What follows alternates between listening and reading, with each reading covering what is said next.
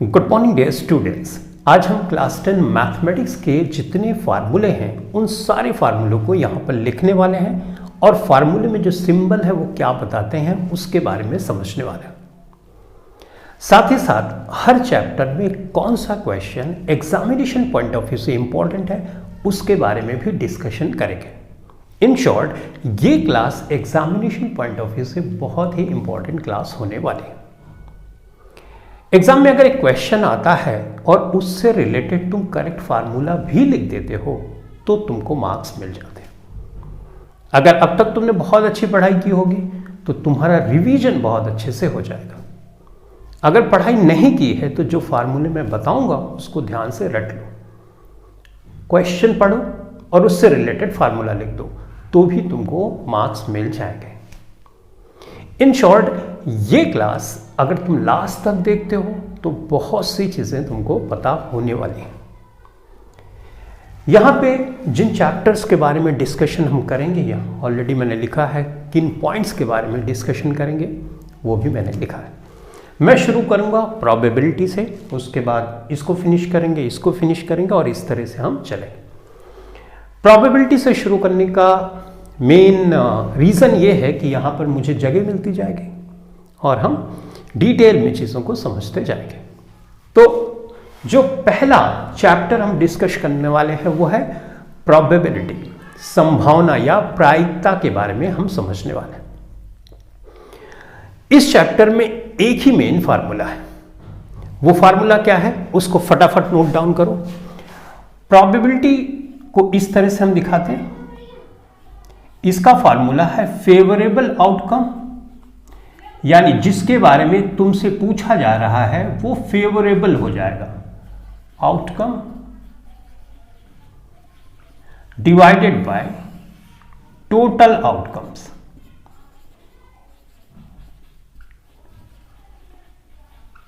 ठीक, for example तुमको एक क्वेश्चन दिया जाता है कि एक कॉइन है उसको टॉस किया जाता है। टॉस करने पे हमारे पास रिजल्ट आता है head head head tail tail. 5 times toss किया जाता है, ये रिजल्ट आता है और तुमसे पूछा जाता है कि अब तुम ये बताओ कि इस डेटा के अकॉर्डिंग टू हेड आने की प्रोबेबिलिटी क्या है। तो बहुत सिंपल है, हेड कितना 1 2 3, तो यहां पे तुम 3 लिखोगे।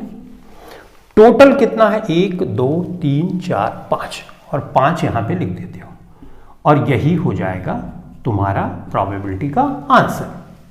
ठीक है, समझ में आया। अगर टेल के बारे में पूछेगा तो टेल 2 बार आया है तो 2 लिख दो और टोटल आउटकम तो 5 ही रहेगा। इस तरह से तुमको प्रोबेबिलिटी निकाल देना। इसके अलावा क्वेश्चन ऐसे पूछा जा सकता है, एक फेवरेबल आउटकम और एक फेवरेबल आउटकम ना होना। जैसे मैंने एक कॉइन को टॉस किया और मैं चाहता हूं हेड आए लेकिन टेल भी उसमें आ सकता है, तो उसको कैसे दिखाते हैं। देखो, जो हम चाहते हैं उसको ऐसे लिखते हैं P और ब्रैकेट में E। जो हम नहीं चाहते हैं उसको हम लिखते हैं P नॉट E, यानी ये आउटकम हम नहीं चाहते थे फिर भी ये कॉम्प्लीमेंट्री आउटकम है। अगर कॉइन को टॉस करोगे तो 2 ही संभावना हो सकती है, या तो हेड आएगा तो टेल आएगा। हम हेड चाहते हैं, हो सकता है टेल आ जाए। लेकिन जो इवेंट है और जो नॉट इवेंट है, यानी जो चाहते हैं जो नहीं चाहते, उनको मिलाने पे हमेशा प्रोबेबिलिटी की वैल्यू 1 आती है। तो ये फार्मूला भी तुमको याद होना चाहिए। तो अगर नॉट ई की वैल्यू दी गई है तो 1 से माइनस कर दो तो प्रोबेबिलिटी की वैल्यू आ जाएगी। ये दिया गया है तो इसको 1 से माइनस कर दो। ठीक है, ये बात समझ में आ गई। ओके, एक बात और, प्रोबेबिलिटी हमारे बुक में जो है वो 1 से ज्यादा नहीं हो सकती। इस बात को कैसे दिखाओगे? इस बात को तुम ऐसे दिखा सकते हो, यहां पे 1 लिखो। अगर 1 के इक्वल प्रोबेबिलिटी आती है तो इसको बोलते हैं श्योर इवेंट, यानी ये होके ही रहेगा। ठीक है, प्रोबेबिलिटी हमेशा 1 के इक्वल हो सकती है या 1 से हमेशा कम होगी। ये 0 के इक्वल भी हो सकती है, यानी हो सकता है कि संभावना 0 हो, तो ऐसी कंडीशन में इसको इम्पॉसिबल इवेंट बोलते हैं, या 0 से ज्यादा भी होगी। तो ये रिलेशनशिप भी तुमको पता होना चाहिए। बस प्रोबेबिलिटी में अगर तुमको इतनी चीज़ें पता है तो सफिशिएंट पता है। समझ गए कि प्रोबेबिलिटी में ये फार्मूला मेन है, उसके अलावा ये और ये रिलेशनशिप भी तुमको पता होना चाहिए, जिससे इजी हो जाएगा तुमको किसी क्वेश्चन को आंसर करना। तो ये बात तो हो गई प्रोबेबिलिटी के बारे में। अब हम बात करेंगे स्टैटिस्टिक्स के बारे में। आई होप ये तुमने कॉपी कर लिया होगा। मिटाओ स्टैटिस्टिक्स, सांख्यिकी। इसमें तुमको निकालने के लिए दिया जाएगा मीन, मोड और मीडियन।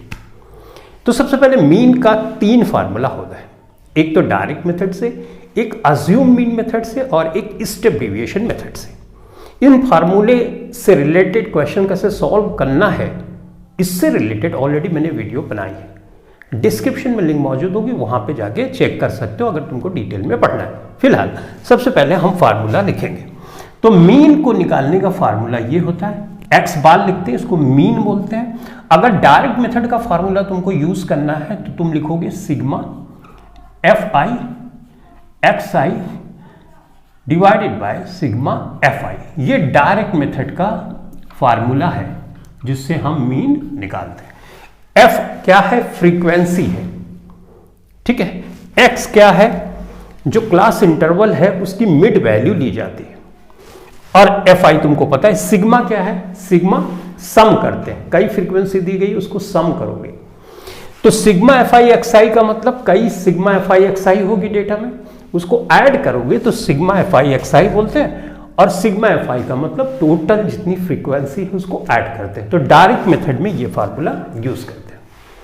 लेकिन अगर कैलकुलेशन तुम्हारी बहुत लंबी हो रही है, यानी एक्स आई की वैल्यू एफ आई की वैल्यू बहुत ज़्यादा हो रही है, स्पेशली एक्स आई की वैल्यू, तो ऐसी कंडीशन में तुम डायरेक्ट मेथड के अलावा तुम लगा सकते हो अज्यूम मीन मेथड। कैसे लगाना है इसके बारे में डिस्कशन ऑलरेडी किया जा चुका है। तो जो अज्यूम नंबर तुम मानोगे उसको ए से दिखाएंगे और फार्मूला ये वाला लगाएंगे, sigma F I D I divided by sigma F I. ठीक है, ये फार्मूले ध्यान से याद रखना। इसमें फ्रीक्वेंसी है डी आई, डिविएशन है, जो अज्यूम नंबर है वो एक्स आई से तुमको घटाना होता है। ठीक है, तो डी आई आता है, इसीलिए इसको डिविएशन बोलते हैं।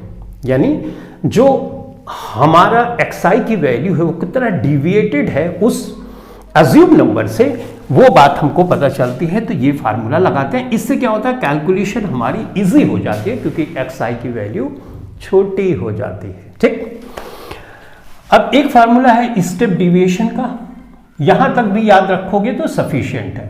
फिलहाल स्टेप डिविएशन का भी मैं लिख देता हूं। इसमें यूज करते हैं sigma F I you I divided by sigma F I और ब्रैकेट के अंदर एच कर देते हैं। तो ये वाला होता है अज्यूम्ड मीन मेथड का फार्मूला, और ये होता है स्टेप डिविएशन मेथड। शॉर्ट में मैं लिख रहा हूं। ये मीन निकालने के तीनों फार्मूले। यहां पे यू आई क्या है? जो डिविएशन आता है ना उसमें एच से मल्टीप्लाई कर देते। एच क्या है? जो क्लास इंटरवल होती है उसके बीच की जो विड्थ है उसको बोलते हैं, उससे डिवाइड करते हैं। तो हमको मिलता है सिग्मा एफ आई यू आई।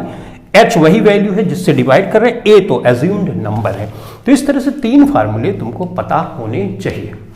तो डायरेक्ट मेथड से करोगे तो ये, अज्यूम मीन मेथड से ये, और स्टेप डिविएशन मेथड से करोगे तो ये फार्मूला तुमको याद होना चाहिए। ठीक है, डिटेल में जैसा मैंने बताया कि सारी चीज़ें ऑलरेडी अवेलेबल हैं इस चैनल की प्लेलिस्ट में, वहां से तुम चेक कर सकते हो। अब आता है मोड निकालना। ठीक है, तो मोड का एक फार्मूला होता है, उसको भी देख लेते हैं।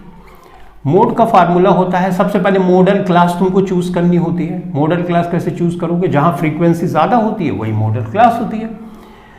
लोअर लिमिट इसको बोलते हैं एल। अब इसमें कैसे? F0 ये फ्रीक्वेंसी है, और इसमें 2F1, उसके बाद है F0 और माइनस F2, और इसमें H। मॉडल क्लास तुमने चूज कर लिया तो ये चीजें बिल्कुल आसान हो जाती हैं। ठीक है, जैसे एग्जांपल के लिए तुमने एक मॉडल क्लास चूज किया, ये आई, और यहाँ पे 3 लिखा है। ठीक है, मान लो यहाँ पे 10 लिखा है। ठीक है, इधर 2 लिखा है, इधर 3 लिखा है।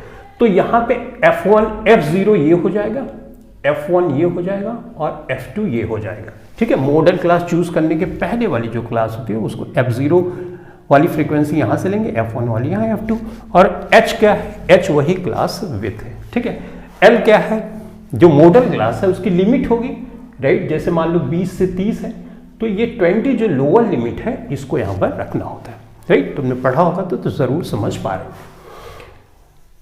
तो ये हुआ मोड निकालने का फार्मूला। ये फार्मूला हमारे पास होना चाहिए और हमको पता भी होना चाहिए, लेकिन इस फार्मूले को लगाने से पहले तुमको ये भी सोचना है क्लास इंटरवल कंटिन्यूअस होना चाहिए, क्योंकि देखो ये दो क्लास इंटरवल की फ्रीक्वेंसी को ले रहा है, ऊपर वाले को भी नीचे। क्लास इंटरवल जो होना चाहिए वो कंटिन्यूअस होना चाहिए, क्लास विथ सेम होना चाहिए। ठीक है, फिलहाल ये फार्मूला तुमको जरूर पता होना चाहिए।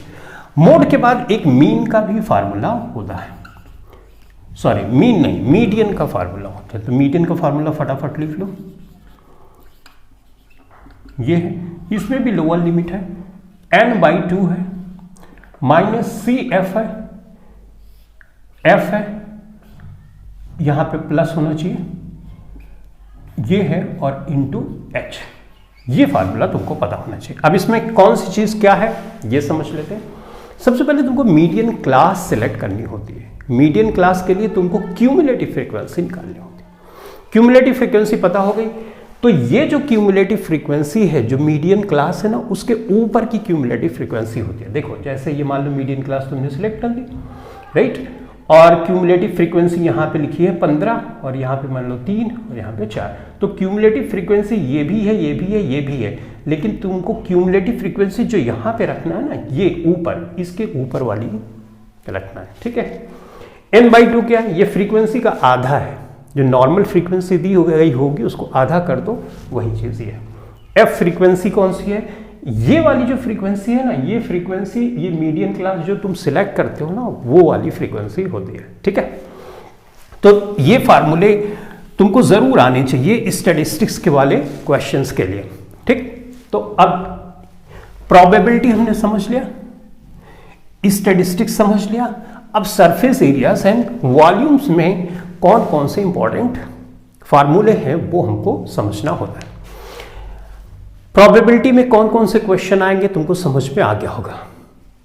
स्टैटिस्टिक्स में क्वेश्चन मीन से रिलेटेड आएगा, तुमको मोड से रिलेटेड आएगा, मीडियन से रिलेटेड आएगा, क्यूमुलेटिव फ्रीक्वेंसी से रिलेटेड आ सकता है। ठीक, तो ये 3 टाइप के क्वेश्चन तुमको बहुत अच्छे से आने चाहिए। तो अब हम मूव करते हैं सरफेस एरियाज एंड वॉल्यूम्स। इसमें तुमको सरफेस एरिया के बारे में पूछेगा, लेकिन कौन से सरफेस एरिया के बारे में स्पेशली पूछेगा वो अब हम समझने वाले हैं।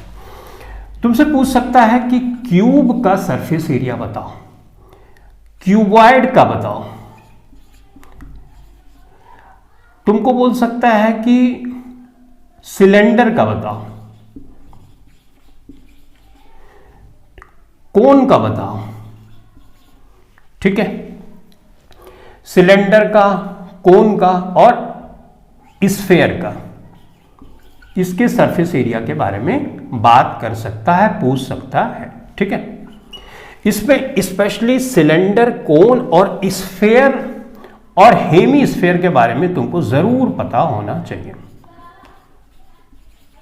ठीक है, तो चलो अब मैं फार्मूले लिखता हूं। टोटल सरफेस एरिया का फार्मूला लिखूंगा, लेकिन उसमें एक कर्व सरफेस भी होता है, लेटरल सरफेस भी होता है, उसको भी साथ साथ समझते जाएंगे।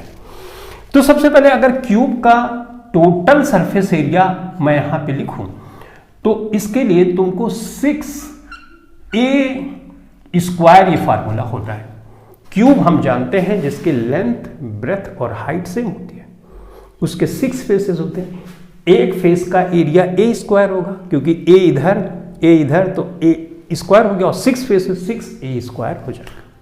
ठीक, अब ऐसा बोल सकता है कि ऊपर का एरिया निकाल दो, नीचे का एरिया निकाल दो, यानी लेटरल सरफेस एरिया पूछेगा तो 2 सरफेस एरिया तो निकल गए, अब बचे 4। तो ऐसी कंडीशन में 4a² तुम फार्मूले में रखोगे। ठीक, अब क्यूबॉइड में तो लेंथ, ब्रेथ और हाइट अलग होती है, तो इसके लिए फार्मूला होता है L × B, B × H, H × L। अब L इंटू बी का दो सरफेस होगा, एक ऊपर एक नीचे, राइट। इसी तरह हर किसी का दो दो सरफेस होगा, तो इसको मैं कॉमन लेके ऐसे लिख देता हूं, तो टोटल सरफेस एरिया तो ये हो गया। अब क्वेश्चन के अकॉर्डिंग टू तुमको क्या बोला जा रहा है वो ध्यान से पढ़ना है और लगाना है। मान लो टोटल सरफेस एरिया नहीं बोल रहा है, तुमको बोल रहा है लेटरल सरफेस एरिया, तो ऊपर का और नीचे का यानी दो सरफेस एरिया तुमको निकाल देना है, ठीक है। ऑलराइट, तो अब हम बात करते हैं सिलेंडर का। सिलेंडर में तुम देखोगे तो सिलेंडर का शेप कुछ इसी तरह से होता है, दो गोले होते हैं, राइट। टोटल सरफेस एरिया अगर पूछ रहा है तो दो गोले का कितना हो जाएगा, 2 pi r square, right. Sorry pi r square. अगर ये बंद सिलेंडर है तो एक गोले का पाई आर स्क्वायर क्षेत्रफल होता है, तो दो गोले का हो जाएगा 2 पाई आर स्क्वायर। अच्छा, ये जो घूमा हुआ है ऐसा, जैसे ये मार्कर है, मार्कर के घूमा हुआ पोर्शन कर्व्ड सरफेस इसको बोलते हैं। इसका फार्मूला क्या लगाओगे, इसका फार्मूला होता है 2 पाई आर एच। तो टोटल सरफेस एरिया के लिए ये दो गोले हैं, इसको भी लेना है और साथ ही साथ ये जो सिलेंडर का कर्व्ड सरफेस एरिया वो भी जोड़ना है। लेकिन क्वेश्चन में ऐसा पूछा जा सकता है कि हमको सिर्फ कर्व्ड सरफेस एरिया बताओ, तो ये जो गोले वाला है ये निकाल देना, ये लिख देना। अगर तुमसे बोलता है सिर्फ जो यहाँ पे ये है गोला है, ये सरफेस, ये सर्कल है, उसका सरफेस एरिया बताओ, तो ऐसी कंडीशन में सिर्फ इसी को लिखना, इसको इग्नोर कर देना।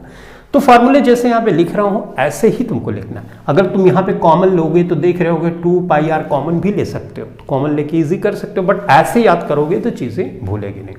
यानी सिलेंडर में दो गोले होते, एक ऊपर एक नीचे, दो सर्कल होते हैं ना, उसका सरफेस एरिया और कर्व्ड सरफेस एरिया मिलाओगे तो टोटल सरफेस एरिया आ जाएगा। डन।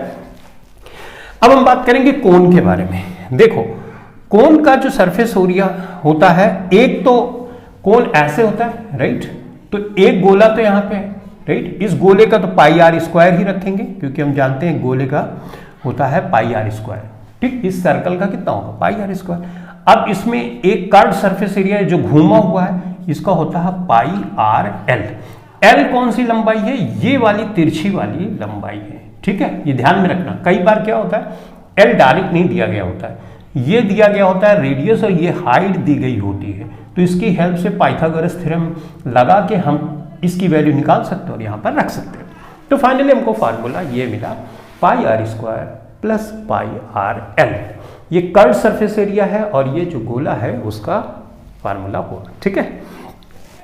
अब हम बात करते हैं स्फीयर की। स्फीयर ना जो सर्कल होता है, चार सर्कल को मिलाने पर अगर चार सर्कल तुम लेते हो और स्फीयर को ढकते हो तो स्फीयर पूरी तरह से ढक जाता है, लेकिन शर्त यह है उसका डायमीटर सर्कल का और स्फीयर का डायमीटर सेम होना चाहिए। तो मतलब अगर चार सर्कल लोगे, एक सर्कल का कितना पाई आर स्क्वायर, तो चार सर्कल का 4 पाई आर स्क्वायर। तो किसी स्फीयर के सरफेस एरिया का फार्मूला ये होगा। हेमीस्फीयर होगा तो अब हेमीस्फीयर में ध्यान में तुमको रखना होगा, जब कट करोगे तो 2 हो गया, लेकिन जब कट करोगे तो एक सरफेस ओपन भी हो जाता है, राइट। तो इसका मतलब ये हो जाएगा 3 पाई आर स्क्वायर। अब कंडीशन के हिसाब से तुमको देखना है, अगर जो कट वाला पोर्शन है उसको बोला जा रहा है या कंडीशन दी जा रही है उसको इग्नोर कर दो तो 2 पाई आर स्क्वायर हो जाएगा, लेकिन जनरली नहीं बोला जा रहा है तो टोटल सरफेस एरिया एक हेमीस्फीयर के स्फीयर का आधे का होता है 3 पाई आर स्क्वायर, ठीक है। तो ये सरफेस एरिया के बारे में हमने पढ़ लिया। अब हम बात करेंगे वॉल्यूम के बारे में। इसको नोट डाउन कर लिया और इसको अच्छे से समझ भी लिया होगा तुमने, ठीक। अब वॉल्यूम के बारे में बात करते हैं।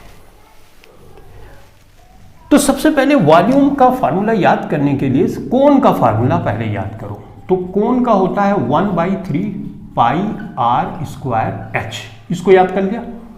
अब ध्यान देना, अगर तुमको सिलेंडर का फार्मूला याद करना है तो सिलेंडर का फार्मूला कोन के फार्मूले का 3 गुना होता है, इसका 3 गुना होता है। तो 3 1/3 इसका मल्टीप्लाई कर दो, राइट। 3 से 3 कट गया, अब क्या बता पाई आर स्क्वायर एच। तो सिलेंडर का वॉल्यूम का फार्मूले की बात करो, ये वॉल्यूम चल रहा है, पहले सरफेस एरिया चल रहा था। अच्छा उसके बाद स्फीयर का अगर वॉल्यूम की बात करें हम, तो स्फीयर का कोन के वॉल्यूम का 4 गुना होता है, तो 4 से मल्टीप्लाई कर दो इसको, पाई आर।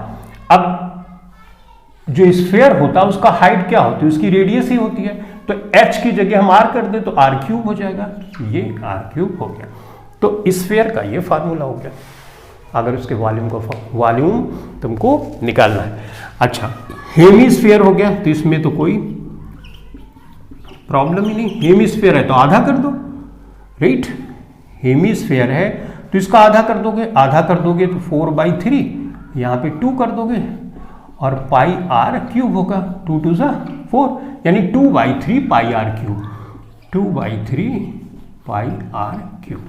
तो इस तरह से तुमने देखा कि सरफेस एरियाज एंड वॉल्यूम में इतने फार्मूले बहुत इंपॉर्टेंट हैं और इनसे रिलेटेड क्वेश्चन से भी तुमसे पूछे जा सकते हैं। अब ध्यान से देखना क्या पूछा जा रहा है, उसके अकॉर्डिंग टू एटलीस्ट जो फार्मूला है वो जरूर लिख देना, उस पर भी मार्क्स तुमको मिल जाएंगे, ठीक है। तो जो फार्मूले यहां पे लिखे उससे रिलेटेड क्वेश्चंस भी आते हैं, ठीक।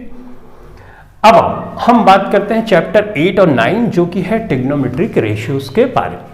इसके बारे में डिटेल में मैंने समझाया और बाकी चैप्टर जो अभी तक पढ़ा है उसके बारे में भी मैंने डिटेल में समझाया। तो डिटेल में समझना है तो प्लेलिस्ट में जाएं, वहां से चेक कर सकते हैं। इसमें जो सबसे इंपॉर्टेंट है वो ये है, पंडित बद्री प्रसाद हरि हरि बोले। ये ट्रिग्नोमेट्रिक रेशियो, ये साइन का है, ये कॉस का है, ये टैन का है। P से मतलब परपेंडिकुलर, B से मतलब बेस, H से मतलब हाइपोटेन्यूज होता है। तो साइन थीटा अगर पूछता है तो इसका ट्रिग्नोमेट्रिक रेशियो क्या हो जाएगा, परपेंडिकुलर अपॉन हाइपोटेन्यूज। कॉस का पूछेगा, कॉस थीटा, तो कॉस थीटा होगा तो बेस अपॉन हाइपोटेन्यूज हो जाएगा, राइट। टैन थीटा पूछेगा तो हो जाएगा परपेंडिकुलर अपॉन बेस। अब इससे रिलेटेड मैंने बहुत डिटेल में बात की है और तुमको समझाया है कि ये सब सारी चीजें कैसे हुई। फिलहाल साइन का अपोजिट क्या होता है, अब ये हमको समझना है। साइन का अपोजिट होता है, यहां पे मैं लिख देता हूं, साइन का अपोजिट होता है कॉसेक, कॉस का अपोजिट होता है सेक, ठीक है। और टैन का अपोजिट होता है कॉट। ये बात याद रखना, अगर कॉसेक पूछेगा तो हाइपोटेन्यूज अपॉन परपेंडिकुलर हो जाएगा, सेक पूछेगा तो हाइपोटेन्यूज अपॉन बेस हो जाएगा, कॉट पूछेगा तो बेस अपॉन परपेंडिकुलर हो जाएगा, ठीक है। इसके अलावा कुछ वैल्यूज भी तुमको याद रखनी जरूरी है। ये फार्मूले तो बहुत इंपॉर्टेंट है, ट्रिग्नोमेट्रिक रेशियोज हैं ये।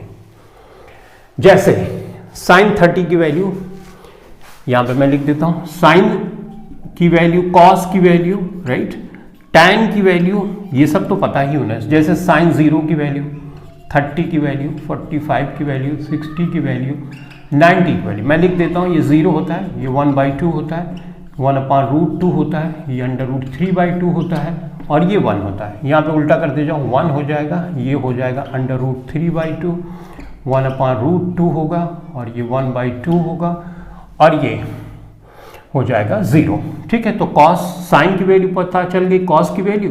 अब एक रेशियो हम जानते हैं कि टैन थीटा बराबर sine theta upon cos theta होता है, राइट। तो साइन की वैल्यू, कॉस की वैल्यू यहाँ पे रखो और टैन की वैल्यू निकाल सकते हो।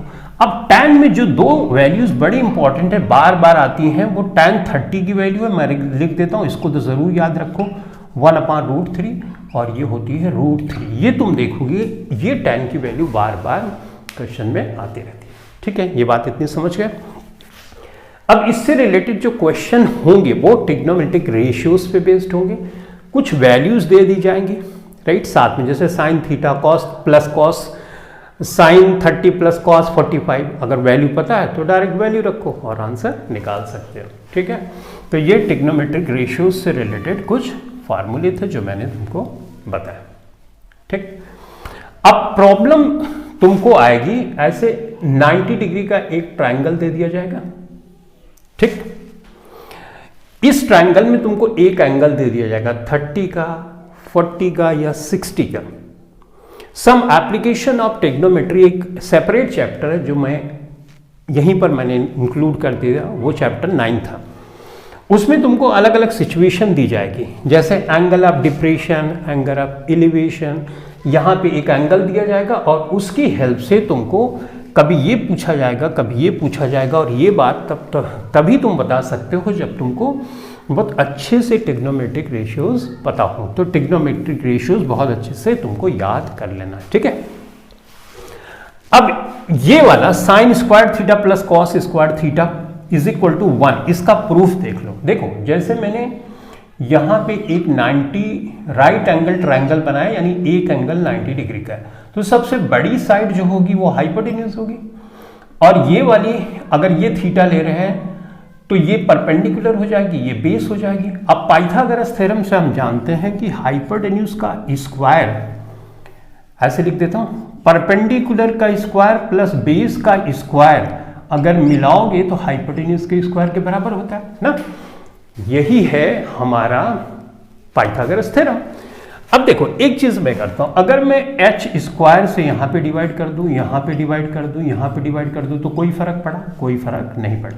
परपेंडिकुलर अपॉन हाइपोटेन्यूज क्या होता है? ये तो साइन थीटा का रेशियो है, जो अभी थोड़ी देर पहले मैंने बताया। बेस अपॉन हाइपोटेन्यूज क्या होता है? ये कॉस स्क्वायर का रेशियो होता है, राइट। हाइपोटेन्यूज से हाइपोटेन्यूज कट गया, यहाँ 1 आ गया, तो sine square theta plus cos square theta is equal to 1। ये रेशियो तुमको बहुत पता होना चाहिए, बहुत अच्छे तरह से, क्योंकि जब प्रूफ करोगे तो इस तरह की सिचुएशन आएगी कि इस ट्रिग्नोमेट्रिक आइडेंटिटी का यूज करोगे तो प्रूफ आसानी से तुम दे सकोगे। किसी क्वेश्चन में प्रूफ करने के लिए भी आएगा, सिंपल आएगा, बहुत डिफिकल्ट नहीं आएगा, लेकिन फिर भी पता होना चाहिए।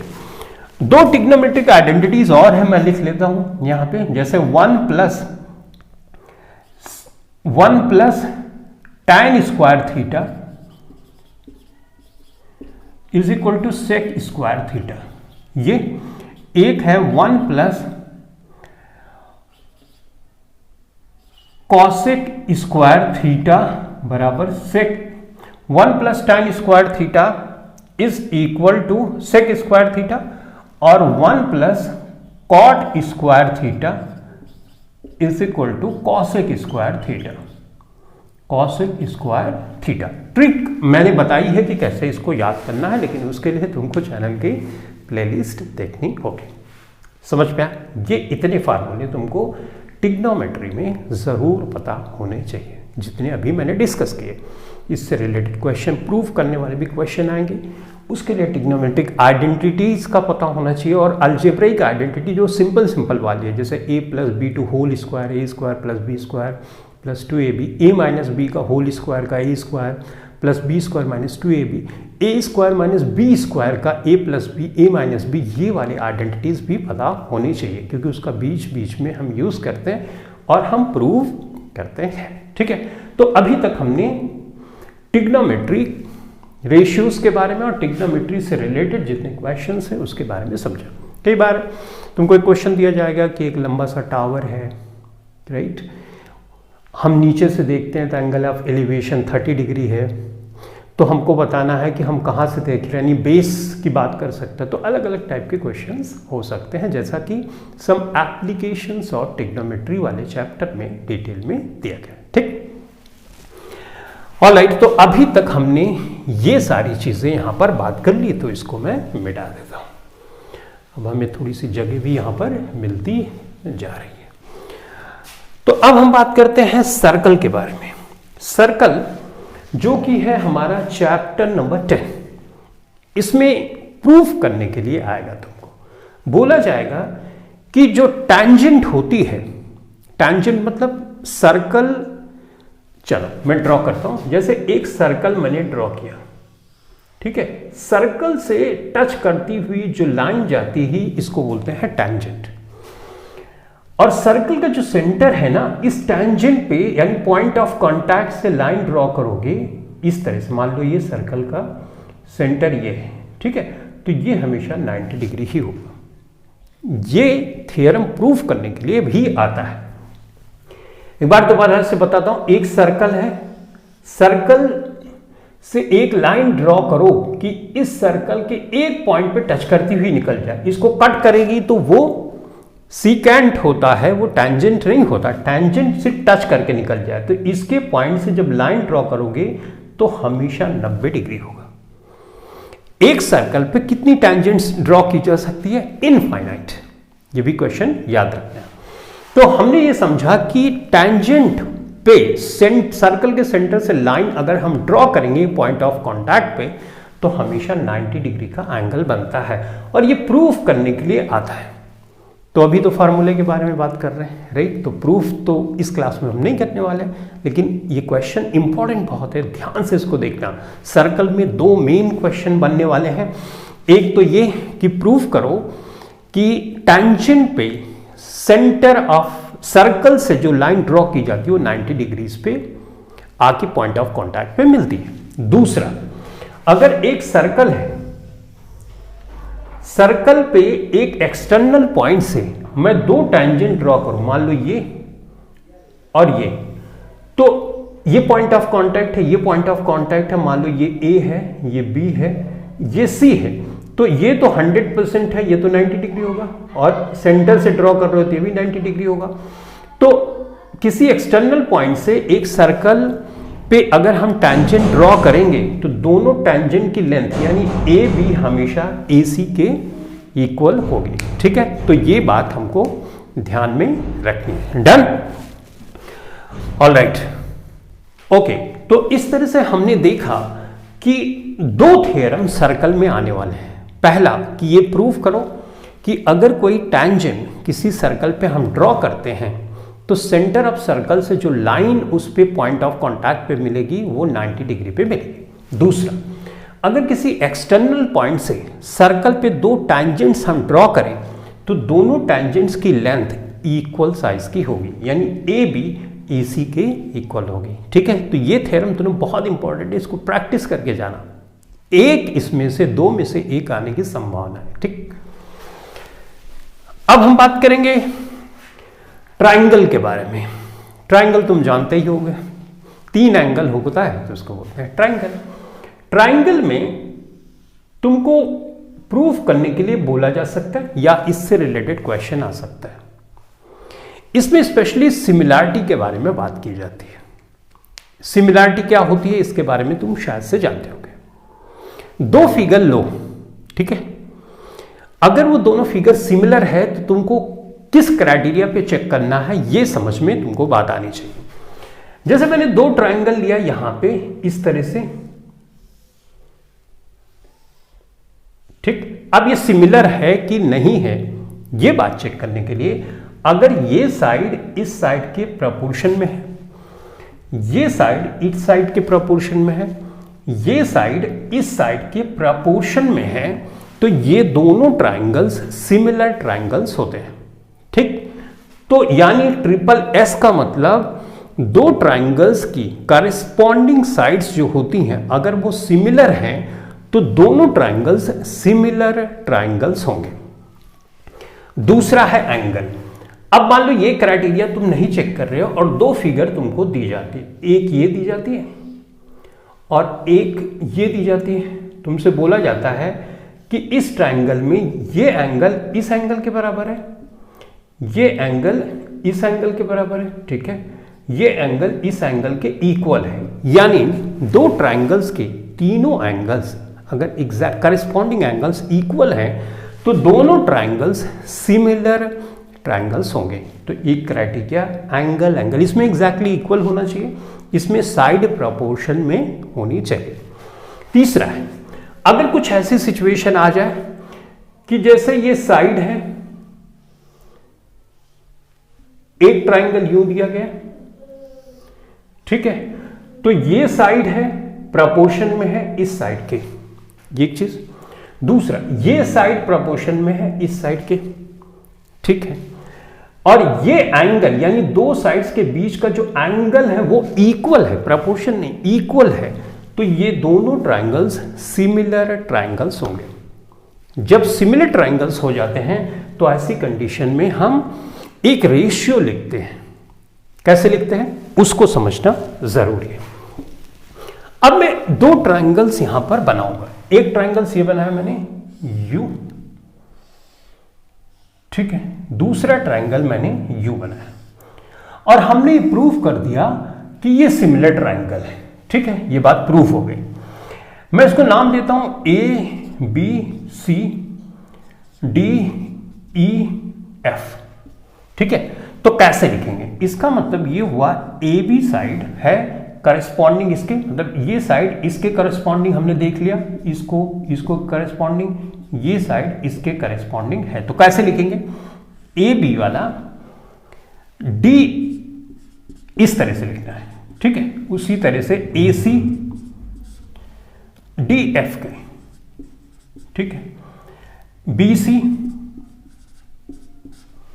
EF के, ये चीज हम लिख सकते हैं। तो इसमें क्या होगा, कई बार तुमको ये दिया रहेगा, ये निकालना होगा, राइट। इस तरह की अलग अलग सिचुएशन दी जा सकती है। एक बार सिमिलैरिटी प्रूफ हो गई तो ये सिचुएशन भी तुम लिख सकते हो।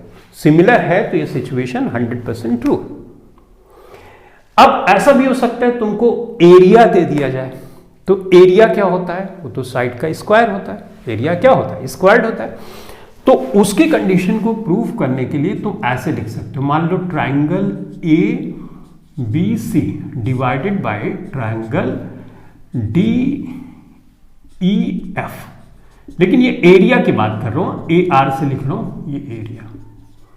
तो ये अंडर रूट स्क्वायर, यानी साइड को अगर इसके इक्वल करना चाहते हो तो तुमको अंडर रूट लगाना पड़ेगा। वैसे भी हम जानते हैं स्क्वायर्ड होता है, तो इस तरह से याद कर सकते हो। ठीक है, तो अगर तुमको एरिया दिया गया है तो उसकी हेल्प से तुम साइड भी निकाल सकते हो।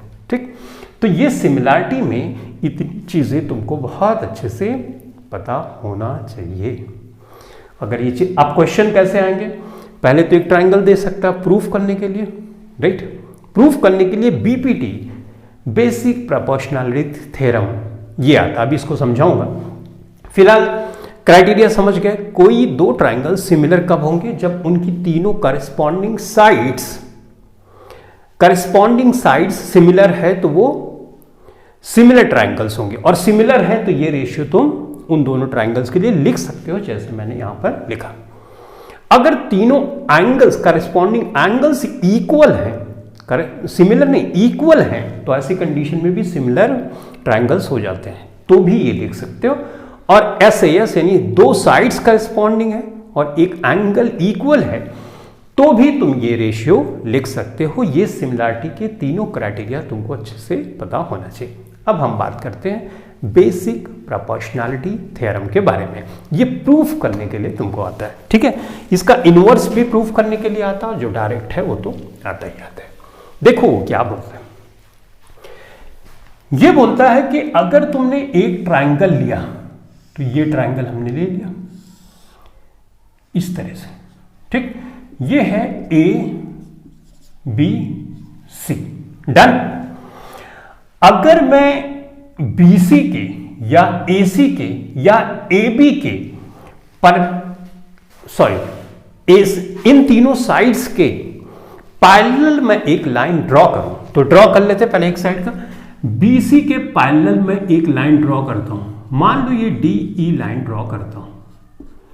अगर इसके पैरेलल ये है तो ये लाइन इस साइड को और इस साइड को इक्वल प्रोपोर्शन में डिवाइड कर देगी, यानी इस चीज को हम लिख सकते हैं AD/DB बराबर AE/EC, ऐसा तुम लिख सकते हो। लेकिन कंडीशन क्या है, एक जैसे यहां पे हमने BC साइड है, BC साइड के पैरेलल है, यानी BC साइड के पैरेलल DE लाइन है, तो ऐसी कंडीशन में AD/DB का जो रेशियो होगा AE/EC के रेशियो के बराबर होगा। अब कई बार क्या होगा कि तुमको ये पैरेलल बता दिया जाएगा और कुछ वैल्यूज दे दी जाएंगी, यहाँ यहाँ यहाँ इसकी वैल्यू पूछ ली जाएगी, तो कोई इश्यूज नहीं। 3 की वैल्यू दी गई है, चौथी की वैल्यू तो निकाल ही सकते हो, करेक्ट। अच्छा, ये ऐसा नहीं कि यहीं पे, ऐसा भी हो सकता है इस लाइन के पैरेलल हो जाए, राइट, ऐसे हो सकता है, ऐसे हो सकता है, तो उसके AD/DC बराबर BE/EC ऐसे कर सकते हो। या ऐसा भी पॉसिबल है इस AC के पैरेलल हो जाए, तो उसमें कोई इश्यूज नहीं। एक साइड के पैरेलल अगर दूसरी लाइन ड्रॉ करोगे तो वो लाइन दोनों साइड्स को इक्वल प्रोपोर्शन में डिवाइड कर देती है। ये है बेसिक प्रोपोर्शनैलिटी थ्योरम, ठीक है। आई होप ये बातें तुम समझ गए होंगे। एक चीज यहां पे और समझा देता हूं। देखो, जैसे मान लो मैंने यहां पे यू लिया, एक ट्राइंगल लिया, अगर मैं यहां पे एक पैरेलल लाइन ड्रॉ करता हूं, ठीक है, ये है ए है, ये बी है, ये सी है, ये डी है, ये ई है, तो मैंने BC के पैरेलल DE लाइन ड्रॉ करी, तो बेसिक प्रोपोर्शनैलिटी से एक बात तो प्रूफ हो जाती है कि AD अपान DB बराबर AE अपान EC होता है, इसमें तो कोई इश्यूज नहीं। उसके साथ साथ तुम देखोगे यहां पे दो ट्राइंगल तुमको दिखने लगे, एक हुआ ADE, राइट, और दूसरा दिख रहा है ABC। तो ये सिमिलर के लिए ऐसे लगते हैं ABC, ये सिमिलर ट्राइंगल भी है। ABC क्यों सिमिलर है? तुम अगर ध्यान से देखोगे तो ये साइड इस साइड के प्रोपोर्शन में होती है, और ये साइड इस साइड, ये साइड इस साइड के प्रोपोर्शन में है। तो ऐसे कर, मतलब ये वाला ट्राइंगल ये वाले ट्राइंगल के सिमिलर है, क्योंकि ये एंगल तो इस एंगल के बराबर है, करेक्ट ना। ये साइड इस साइड के प्रोपोर्शन में है, राइट है कि नहीं, और ये लंबी वाली साइड इस छोटी वाली साइड के प्रोपोर्शन में है। तो इन शॉर्ट मैं तुमको ये बता रहा हूं, ये ADE और ABC ये सिमिलर ट्राइंगल है। तो अगर इसके बीच में रेशियो लिखना चाहते हो तो ऐसे भी लिख सकते हो, AB यानी यहां से बड़ा वाला AD लिख सकते हो, ठीक है, AC लिख दिया, AE ऐसे भी लिख सकते हो, या हो सकता है तुम ऐसे लिख दो AB, ठीक है, DB लिखना चाहते हो तो लिख दो, लेकिन अब DB लिया है तो ये वाला लेना है, AC EC U। तो देखा, इस तरीका रेशियो अगर सिमिलर है तो रेशियो ऑब्वियसली इस तरह से लिखा जा सकता है, जैसे मैंने थोड़ी देर पहले तुमको बताया।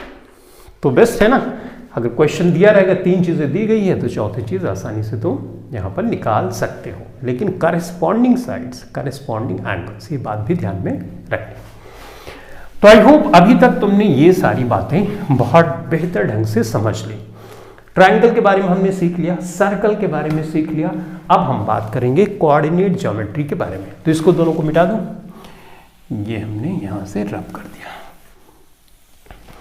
कोऑर्डिनेट ज्योमेट्री तो तुम जानते होगे, राइट, जिसमें ग्राफ पेपर का यूज होता है, X axis, Y axis, positive X axis, abscissa, ordinate, right, ये सब चीजें तुम समझते होगे। ग्राफ पेपर पे किसी गिवन डेटा को, यानी एक्स और वाई की वैल्यू दी गई है, तो कैसे प्लॉट करना है ये भी तुम जानते होगे, क्लास 9 में भी ये था, करेक्ट। अब डिस्टेंस फार्मूला और सेक्शन फार्मूला क्या है, मैं तुमको ये बताने वाला हूं। देखो, जैसे ये ग्राफ है, ठीक, इस ग्राफ पे ये एक लाइन है, एक कोऑर्डिनेट दिया गया है, माने x, y, ये कोऑर्डिनेट है, और यहां पे x2, y2 ये दिया गया है, ठीक है, समझ गया, ये कोऑर्डिनेट तुमको दिए गए हैं। अब ये कुछ वैल्यू भी दे सकता है, राइट, 1 2 3, तो इसमें कोई इश्यूज नहीं। ये है, अगर यहां से यहां तक की तुमको डिस्टेंस निकालनी है, तो देखो ऐसे तुमने किया, ऐसे किया, ये साइड ऑब्वियसली इस वाली साइड के बराबर होगी कि नहीं। ये कितने डिग्री का है, 90 डिग्री का है। तो इसमें अगर तुम पाइथागोरस थ्योरम लगाओगे तो यहां तक तो x, ये x है, राइट, और ये क्या होगा, x2 होगा। तो अब इस चीज को कैसे लिखोगे, यहां से यहां तक की डिस्टेंस निकालनी है, तो इसका फार्मूला हो जाएगा, देखो, डिस्टेंस, ध्यान से देखना मैं कैसे लिख रहा हूं, x2 माइनस x1 का स्क्वायर प्लस ये y1 है, y2 माइनस y1 का स्क्वायर और इसको अंडर रूट। तो तुमको क्या दिया गया होगा क्वेश्चन में, ध्यान से सुनो। कोऑर्डिनेट x का जगह कोई न्यूमेरिकल वैल्यू हो सकते हैं, y की जगह, y1 की जगह, x2 की जगह, y2 की जगह। तुमसे बोला जाएगा इसकी डिस्टेंस बताओ। तो डिस्टेंस बताने के लिए डायरेक्ट फार्मूला यूज करना है। x2 की जगह यहाँ पे वैल्यू रखना, x1 की जगह यहाँ पे उसको माइनस करना, स्क्वायर करना y2, और जो वैल्यू आएगी स्क्वायर रूट निकालने के बाद वही होगी यहाँ से यहाँ तक की डिस्टेंस। सिंपल सी बात, इतनी समझते। एक होता है सेक्शन फार्मूला। सेक्शन फार्मूला कैसे इस्तेमाल करते हैं वो अभी हम बात करने वाले हैं, ठीक है। इसको मिटा, ऑलराइट। देखो सेक्शन फार्मूले में क्या होता है कि ये एक तुमको लाइन दी गई होगी और एक पॉइंट यहां पे दिया गया होगा। यहां पे तुमको एक कोऑर्डिनेट दिया गया, मान लो x1, y1, और यहां पे x2, y2 दिया गया। ये इस पॉइंट पे तुमको कोऑर्डिनेट फाइंड करना है, यानी कोऑर्डिनेट मतलब x और y। अभी यहां से यहां तक की डिस्टेंस नहीं फाइंड करनी है, बल्कि हमको ये फाइंड करना है कि इस पॉइंट का कोऑर्डिनेट क्या होगा जिसको हम x, y से यहां पे दिखा रहे हैं। तो x का अलग से फाइंड करना होगा, y का अलग से फाइंड करना होगा। तो कैसे फाइंड करोगे यही हमको चेक करना। देखो तो ये हम मानेंगे कि m1 है, यहां से यहां तक डिस्टेंस m1 है, यहां से यहां तक की डिस्टेंस m2 है, ये दी गई होगी। अब तुमको इतनी इंफॉर्मेशन के साथ x का कोऑर्डिनेट और y का कोऑर्डिनेट इस पॉइंट पे फाइंड करना, इसको बोलते हैं सेक्शन फार्मूला। तो x कोऑर्डिनेट के लिए तुमको इस तरह से करना होगा, m1, देखो ध्यान से, m1 प्लस m2, नीचे भी ऐसे ही लिखो m1 प्लस m2, ठीक है। x कोऑर्डिनेट के लिए ये हो गया, y कोऑर्डिनेट के लिए ऐसे ही करना है, y, तो लिखोगे m1 प्लस m2 और यहाँ पे m1 प्लस m2। तो ये तो बड़ा आसान है, m1 m2 m1 m2 तो सब जगह कर ही सकते हो। अब क्या चीज़ है यहाँ पे तुमको करनी है, m1 जहाँ पे है ना वहाँ पे x2 की वैल्यू रखना, ये x2 कर दिया, और m2 की जगह तुमको x1 की वैल्यू रख देना, तो x कोऑर्डिनेट तुमको मिल जाएगा। m1 m2 में कोई चेंज नहीं करना। इसी तरह से यहाँ पे इसको y2 कर दो और m2 जहाँ पे है उस पर y1 कर दो, यानी 2 के साथ 1 रखना है, 1 के साथ 2 रखना, और नीचे कुछ भी नहीं करना, ऐसे रखना। तो x और y का कोऑर्डिनेट तुमको पता चल जाएगा, इसको बोलते हैं सेक्शन फार्मूला। तो इस तरह से तुम इस पॉइंट का कोऑर्डिनेट इस फार्मूले की हेल्प से फाइंड कर सकते हो, ठीक है। ऑलराइट, तो अब इसको हम मिटा देते हैं। इसके बाद हम बात करने वाले हैं सॉल्यूशंस ऑफ क्वाड्रेटिक इक्वेशन के बारे में। तो अभी तक कोऑर्डिनेट ज्योमेट्री में हमने डिस्टेंस का फार्मूला कैसे निकालना और सेक्शन फार्मूला कैसे निकालना ये सीख लिया, तो इसको मिटा देते हैं। अब आगे हम बात करेंगे solution of quadratic equation by formula and factorization. एक क्वाड्रेटिक इक्वेशन का फॉर्मेट तुम ऑलरेडी जानते होंगे, क्या फॉर्मेट है ये पहले मैं लिख देता हूं। ये फॉर्मेट के बारे में भी पूछ लेता है, ax square plus bx plus c, ठीक है। ये क्वाड्रेटिक इक्वेशन का फार्मूला है, ये होता है फॉर्मेट। यहां पे a कोएफिशिएंट है, b कोएफिशिएंट है, c कांस्टेंट है, x वेरिएबल है, स्क्वायर्ड है और ये होल नंबर है इसलिए, और होल नंबर में 2 यहां पे लगा रहना चाहिए, तो ये हो गया क्वाड्रेटिक इक्वेशन। क्वाड्रेटिक इक्वेशन में a कभी भी 0 नहीं हो सकता, अगर a 0 कर दोगे तो पूरा 0 हो जाएगा और x की पावर 2 हट जाएगा तो ये क्वाड्रेटिक तो हुआ नहीं, ये तो हो जाएगा लीनियर। तो कंडीशन ये है a कभी भी 0 नहीं हो सकता है, डन। और x की वैल्यू यहां पर 2 ही रहेगी, 2 से ना बड़ी 2 से ना छोटी। तो ये क्वाड्रेटिक इक्वेशन का स्टैंडर्ड फॉर्म हो गया। इसका फार्मूला क्या है, किसी क्वाड्रेटिक इक्वेशन का वैल्यू फाइंड करने के लिए, यानी x की 2 वैल्यू एटमोस्ट आएगी, राइट। उस वैल्यू को फाइंड करने के लिए एक तो तुम फैक्टर करके फाइंड कर सकते हो, डिवीजन करके, लॉन्ग डिवीजन मेथड मैंने सिखाया, उसकी हेल्प से कर सकते हो, या एक क्वाड्रेटिक फार्मूला होता है उसकी हेल्प से भी तुम कर सकते हो। तो क्वाड्रेटिक फार्मूला क्या है ये मैं यहां पर लिख देता हूं। x की वैल्यू फाइंड करने के लिए यहां पे होगा -b plus minus b square minus 4ac under root upon 2a। ये फार्मूला है क्वाड्रेटिक फार्मूला, ठीक है। तो ये है अपना क्वाड्रेटिक फार्मूला।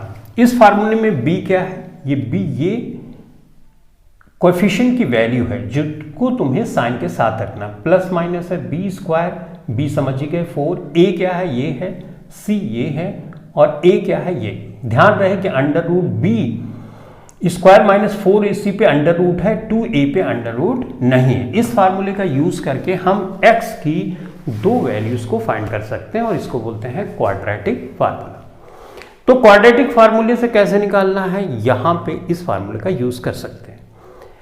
फैक्टराइजेशन से कैसे निकालना है ये मैं ऑलरेडी तुमको सिखा चुका हूं कि किसी पॉलिनोमियल को एक दूसरे पॉलिनोमियल से हम कैसे डिवाइड करते हैं, कैसे फैक्टराइज करते हैं। डिवाइड करने का भी मेथड सिखा चुका हूं, स्पेशली सिखाया हूं मैंने लीनियर वाले इक्वेशन में। डिस्क्रिमिनेंट क्या है ये बहुत इंपॉर्टेंट है, क्वाड्रेटिक फार्मूला इस चैप्टर में बहुत इंपॉर्टेंट है, साथ ही साथ डिस्क्रिमिनेंट क्या है और सॉल्यूशन पॉसिबल है, सॉल्यूशन नहीं पॉसिबल है, और कब इक्वल, कब रियल रूट्स आएगी, कब इक्वल रूट्स आएगी और कब कोई रूट्स नहीं आएगी, ये तुमको अगर पता करना है तो बड़ा आसान है। ये बी स्क्वायर माइनस 4ac को हम बोलते हैं डिस्क्रिमिनेंट, यानी यहीं पे क्वाड्रेटिक फार्मूले की वैल्यू रख के हम ये बता सकते हैं कि जो x की वैल्यू आएगी वो रियल रूट्स होगी, इक्वल रूट्स होगी या कोई रूट्स आएगी ही नहीं। कैसे पता करेंगे, जब बी स्क्वायर माइनस 4ac की वैल्यू अगर नेगेटिव आती है यानी लेस देन 0 होगी तभी नेगेटिव होगी, तो मैं यहां पे लिख दूंगा, लिख दे रहा हूं इज नेगेटिव। तो ऐसी कंडीशन में नो रियल रूट्स आती है, नो रियल रूट्स यानी रियल रूट्स आती ही नहीं।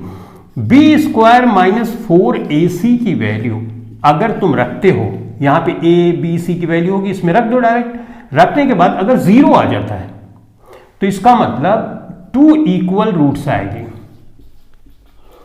यानी x की वैल्यू अगर 2 आ रही है तो दूसरे x की वैल्यू भी 2 आएगी, x की वैल्यू 3 आ रही है तो दूसरे x की वैल्यू भी 3 आएगी, क्योंकि x की यहां पे दो वैल्यूज आएगी क्वाड्रेटिक में, राइट, 2 इक्वल रूट्स आएगी।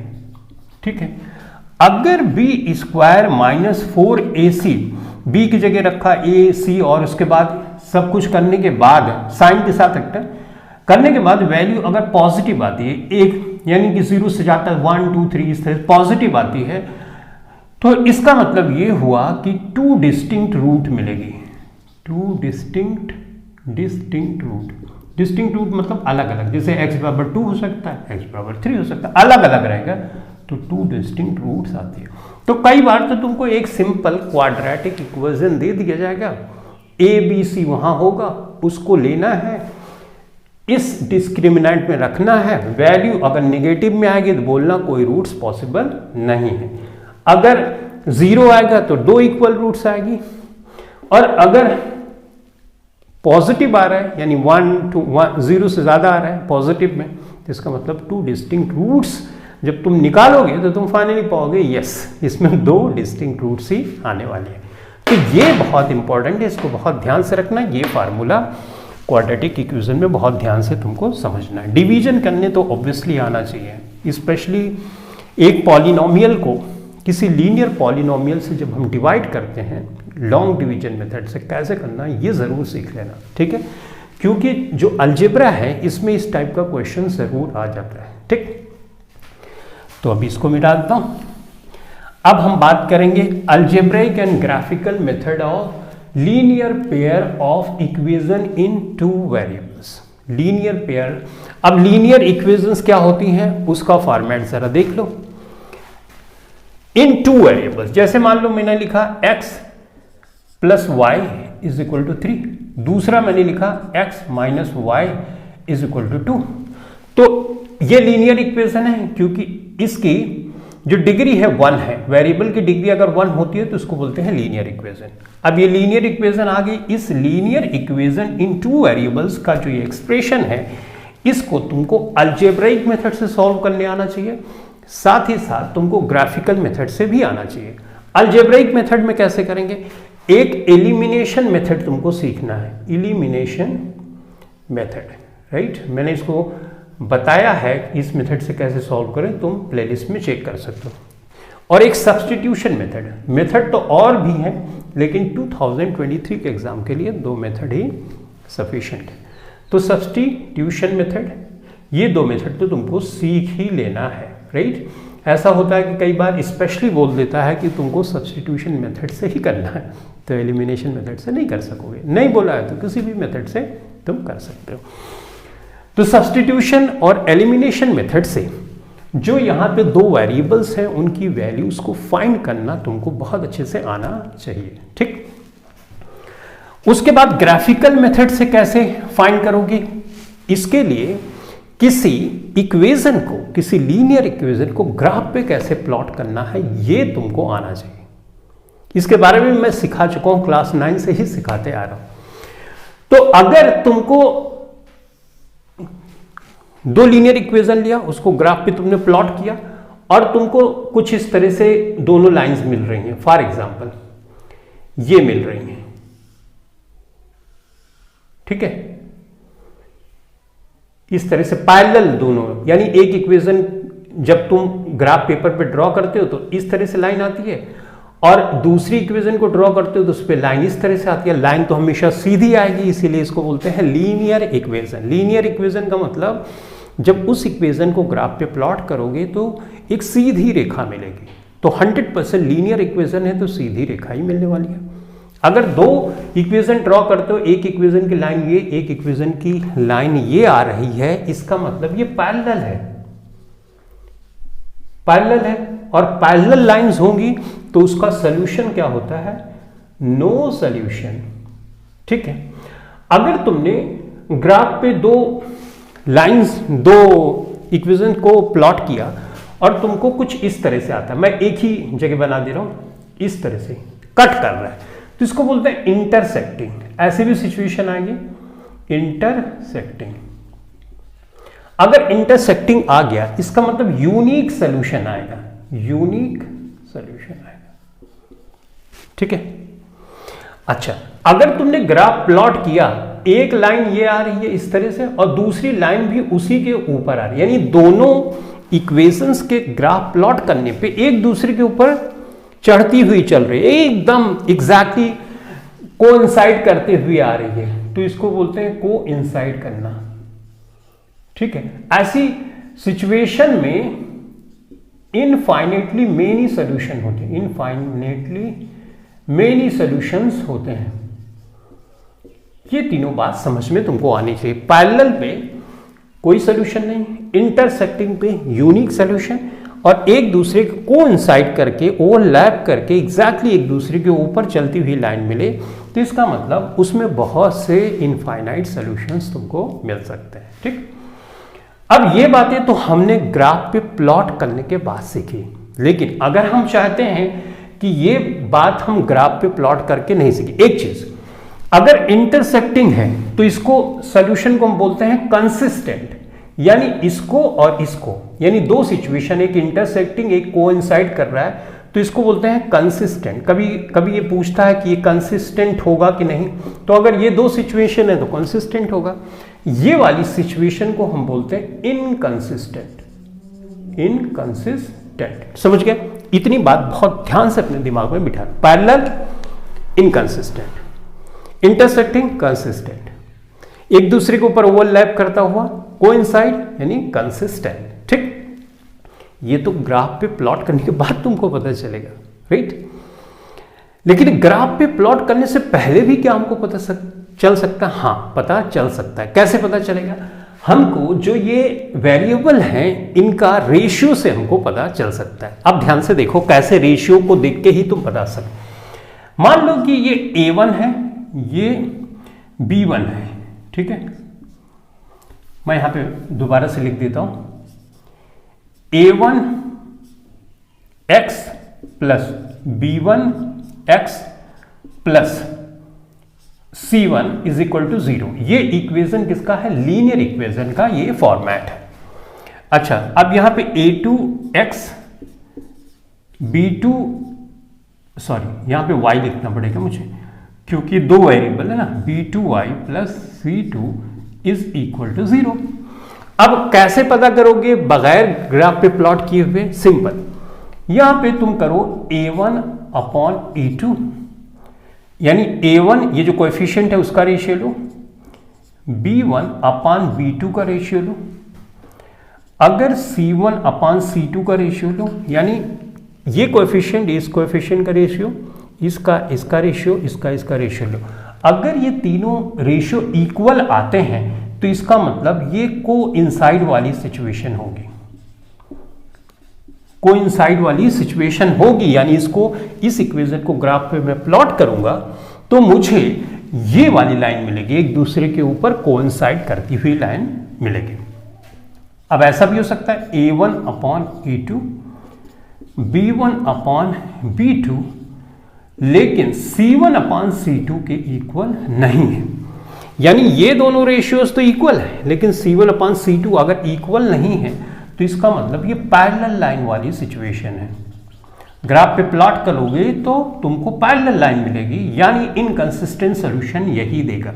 ठीक, क्यों देगा इसके बारे में मैंने डिटेल में डिस्कशन किया है, तो तुमको वो क्लास जरूर अटेंड करनी होगी, प्लेलिस्ट में चेक कर सकते हो। अच्छा, अब ऐसी भी सिचुएशन आ सकती है जैसे A1 upon A2 is equal not equal to C1 upon C2, या ऐसे भी हो सकता है, तुम यहां पे दे सकते हो A1 upon A2 not equal to B1 upon B2, ये बराबर नहीं है, तो तुम डायरेक्ट बोल सकते हो ऐसी कंडीशन में यूनिक सोल्यूशन मिलेगा, यानी जो लाइन होगी वो इंटरसेक्टिंग होगी। ठीक, समझ गए? तो इसमें ये A1 upon A2, B1 upon B2, C1 upon C2 वाला बहुत ध्यान से तुमको देखना और साइन के साथ रखना है सारे कोएफिशिएंट की वैल्यू, तो यहां से बता सकते हो। सॉल्व करने तुमको आना चाहिए एलिमिनेशन सब्स्टिट्यूशन मेथड से किसी इक्वेशन को, और साथ ही साथ ग्राफ पे प्लॉट करने आना चाहिए, ग्राफिकल मेथड से कैसे सॉल्यूशन फाइंड करना ये भी तुमको पता होना चाहिए। तो यहां पर इतनी बातें तो तुमको पता ही होनी चाहिए। ठीक है, एलिमिनेशन सब्स्टिट्यूशन मेथड बहुत अच्छे से पता होना चाहिए। सिंपल से तुमको वर्ड प्रॉब्लम भी दिए जा सकते हैं जहां पे तुमको चेक करना है और इक्वेशन बनाना और सॉल्व करना है। तो ये तो हुआ algebraic method, graphical method, linear pair of equation in two variables के बारे में। ठीक है, अब चलो इसको मैं मिटाता हूं। मिटाने के बाद हम बात करेंगे जीरोस ऑफ पॉलिनोमियल के बारे में। जीरोस ऑफ पॉलिनोमियल क्या है इसके बारे में तुम क्लास 9 से ही पढ़ते आ रहे हो। सबसे पहले तो तुमको पॉलिनोमियल पता होना चाहिए। पॉलिनोमियल के लिए एक स्टैंडर्ड फॉर्म होता है। पॉलिनोमियल में वेरिएबल की जो एक्सपोनेंट होती, पावर होती है, वो होल नंबर ही हो सकते, नेगेटिव नहीं हो सकती, फ्रैक्शन नहीं हो सकती, रूट में नहीं हो सकती। जो पावर है वो होल नंबर होना चाहिए, यानी 0 से 1 2 3 4 पॉजिटिव नंबर होना चाहिए, तो हम उसको पॉलिनोमियल बोलते हैं। लेकिन शर्त यह है कि सबसे पहले उसको एक स्टैंडर्ड फॉर्म में हमको लिखना होता है। तो तुमने लिख लिया, कंपेयर किया, पॉलिनोमियल है। उसके बाद अब जीरो ऑफ पॉलिनोमियल के बारे में हम बात करते हैं। जीरो ऑफ पॉलिनोमियल, पॉलिनोमियल में रखी जाने वाली वो वैल्यू है जिसको रखोगे तो वैल्यू ऑफ पॉलिनोमियल 0 हो जाएगी। I repeat, value of polynomial अगर मान लो लेस से 3 है, उस 3 को अगर उस इक्वेशन में रखोगे तो तुम देखोगे कि सब कुछ करने के बाद वैल्यू ऑफ पॉलिनोमियल 0 हो जाएगी। तो उस वैल्यू को हम जीरो ऑफ पॉलिनोमियल बोलते हैं। जीरो, नाम देखो, जीरो ऑफ पॉलिनोमियल, पॉलिनोमियल को जीरो करने वाली वैल्यू को जीरो ऑफ पॉलिनोमियल बोलते हैं। अगर क्वाड्रेटिक है तो एटमोस्ट उसमें 2 जीरोस ऐसे हो सकते हैं जिस इक्वेशन में रखोगे तो वो पॉलिनोमियल हो जाएगी 0। लीनियर होगा तो एटमोस्ट 1 होगी, क्यूबिक होगा तो एटमोस्ट 3 वैल्यूज हो सकती, एटमोस्ट मैक्सिमम, लेकिन मिनिमम तो कब भी हो सकती है, एटमोस्ट उससे ज्यादा नहीं हो सकते। अगर कोई बोले कि मैंने क्वाड्रेटिक पॉलिनोमियल में 3 जीरोस हमको मिले, तो ऐसा कभी भी पॉसिबल नहीं। क्वाड्रेटिक में मैक्सिमम 2 हो सकते, एक भी हो सकता है लेकिन मैक्सिमम 2। ठीक है, अब जीरो ऑफ पॉलिनोमियल समझ गए। अब इस जीरो ऑफ पॉलिनोमियल को हमने एक नाम दिया, अल्फा, बीटा, गामा। अगर एक लीनियर पॉलिनोमियल है तो उसमें तो एक ही वैल्यू आएगी। हमारा कंसर्न होता है जब क्वाड्रेटिक इक्वेशन क्वाड्रेटिक पॉलिनोमियल है तो उसके जीरोस ऑफ पॉलिनोमियल का और कोएफिशिएंट का क्या रिलेशनशिप है। तो मैंने एक क्वाड्रेटिक इक्वेशन में लिख देता हूं, जैसे मैंने लिखा एक्स स्क्वायर, ठीक है, a x square plus b x plus c, ये मैंने एक क्वाड्रेटिक पॉलिनोमियल लिखा। अब इस क्वाड्रेटिक पॉलिनोमियल का कोएफिशिएंट से क्या रिलेशनशिप है, क्वाड्रेटिक पॉलिनोमियल और जीरोस का क्या रिलेशनशिप है। मान लो हमको एक x की वैल्यू अल्फा मिली और दूसरी x की वैल्यू बीटा मिली, यानी ये जीरोस ऐसे हैं जो मैं यहां पे रखूंगा ना तो इसकी वैल्यू 0 हो जाएगी, ठीक। तो ये जीरोस ऑफ पॉलिनोमियल है जिसके दो नाम है अल्फा और बीटा, क्वाड्रेटिक के लिए। डन। इसमें क्या रिलेशनशिप है, alpha plus beta is equal to minus b upon a. पहला तो ये बहुत ध्यान से तुमको याद कर लेना, ठीक है। एक अल्फा इंटू बीटा अगर करोगे तो ये होता है सी अपॉन ए। यहां पे अल्फा बीटा तो जीरोस हैं, बी और ए क्या है, ये कोएफिशिएंट है, ये वाले कोएफिशिएंट, लेकिन साइन के साथ तुमको रखना है। तो जो कोएफिशिएंट है और जो यहां पर जीरोस है उसके बीच में ये रिलेशनशिप है, ये दोनों तुमको बहुत अच्छे से पता होना चाहिए। इससे रिलेटेड बड़े क्वेश्चंस आते हैं और ये एग्जामिनेशन पॉइंट ऑफ व्यू से भी बहुत इंपॉर्टेंट है। कई बार यहां पर तुमको वैल्यू दे दी जाएगी ए बी, एक इक्वेशन दी जाएगी पॉलिनोमियल और बोला जाएगा कि अल्फा प्लस बीटा की वैल्यू निकालो। कई बार अल्फा बीटा तुमको दिया गया होगा, राइट, और तुमको बोला जाएगा कि कोएफिशिएंट है उसका क्या बनेगा, तो वो भी निकाल सकते हो। लेकिन ये फार्मूले तो पहले तुमको पता होना चाहिए। तुम्हारे सिलेबस में 2023 के एग्जाम के लिए क्वाड्रेटिक इक्वेशन का ये सिंपल सा रिलेशनशिप पता होना चाहिए, ठीक है। क्यूबिक का भी मैं लिख देता हूं लेकिन वो तुम्हारे सिलेबस में इस साल नहीं है। तो अल्फा प्लस बीटा किसका मैं लिख रहा हूं, क्यूबिक का, ये होगा minus b upon a, alpha plus beta plus gamma. इसका फॉर्मेट क्या होगा, a x cube b x square c x plus d, ये होता है फॉर्मेट। अच्छा, एक हो सकता है alpha into beta plus beta into gamma plus gamma into alpha, ये होगा तुम्हारा सी अपॉन ए, ठीक है। सी समझ रहे हो, ये है, ए ये है, बी ये है, डी ये। अच्छा, एक हो सकता है alpha into beta into gamma, तो ये हो जाएगा माइनस डी अपॉन ए। डी क्या है, ये साइन का भी ध्यान रखना है। तो इसमें 3 जीरोस मिल सकते हैं तो उनका रिलेशनशिप इस तरह से है। तो ये बात भी तुमको बहुत अच्छे से पता होने चाहिए, ठीक है। इसको मिटा दो, ये तो जरूर ध्यान में रखना 2023 के एग्जाम के लिए। बाकी ये नेक्स्ट ईयर में हो सकता है कुछ रिड्यूस ना हो सिलेबस, तो सारी चीजें तुमको पढ़नी पड़ेंगी, ठीक है। आई होप ये बातें तुम समझ गए, ठीक है। तो अब हम बात करेंगे एक इंपॉर्टेंट रिलेशनशिप के बारे में। वो रिलेशनशिप है कि जैसे मैंने लिखा a x square plus b x plus c, ठीक है। इसको मैं फैक्टराइज करता हूं तो इसको इस तरह से भी लिखा जा सकता, के एक वैल्यू है, कांस्टेंट वैल्यू है जो कॉमन है, एक्स स्क्वायर यही है, minus alpha plus beta. Alpha क्या है, एक क्वाड्रेटिक पॉलिनोमियल में अल्फा और बीटा ये जीरोस है, तो ये हमने किया x, यानी b की जगह अल्फा प्लस बीटा, c की जगह यहां पे होगा अल्फा इंटू बीटा। तो ये रिलेशनशिप तुमको यहां पर पता होना चाहिए। अगर ये वाली रिलेशनशिप, ये एक्सप्रेशन तुमको पता है तो ऑब्वियसली तुम बहुत से क्वेश्चन बहुत आसानी से सॉल्व कर पाओगे। अगर तुमने क्वेश्चन सॉल्व किया होगा तो ये बात तुम जरूर रियलाइज कर पाए होगे, ठीक है। तो अब हम इतनी बात समझ गए, तो एक लास्ट पॉइंट बचा हुआ है रियल नंबर्स में। तो चलो रियल नंबर्स की भी बात हम कर लेते हैं।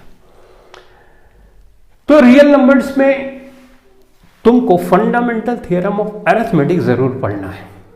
फंडामेंटल थ्योरम ऑफ अरिथमेटिक के क्या एप्लीकेशन है यानी HCF निकालना, LCM निकालना, ये तुमको बहुत अच्छे से पता होना चाहिए। ठीक, उसके बाद फंडामेंटल थ्योरम ऑफ अरिथमेटिक में एक रिलेशनशिप है, यानी एक नंबर अगर मैं ले लूँ A मानो, उसको मल्टीप्लाई करूँ दूसरे नंबर से, तो उसकी वैल्यू इन दोनों का जो LCM निकालोगे और इन दोनों का जो HCF निकालोगे उसके इक्वल होगी।